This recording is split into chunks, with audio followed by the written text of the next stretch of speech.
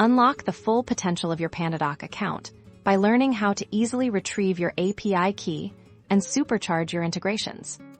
This tutorial will guide you step by step through the process of accessing your PandaDoc API key, a crucial component for developers and integrators looking to automate workflows and build custom solutions. First, navigate to the PandaDoc website and log into your account using your established credentials. Once inside your PandaDoc dashboard, locate the Settings or Account menu, typically found in the top right corner or along the side navigation. Within the settings, you'll need to find the section dedicated to API or integrations. Look for an option labeled API or Developer Settings. On the API page, you should see a clear option to generate a new API key. Click on this button. PandaDoc may prompt you for a confirmation, or to acknowledge the importance of keeping your API key secure, review any information provided and confirm the generation.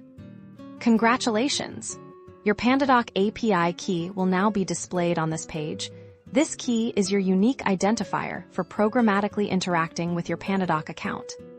For convenience and accuracy, utilize the copy function provided to safely store your API key in a secure location.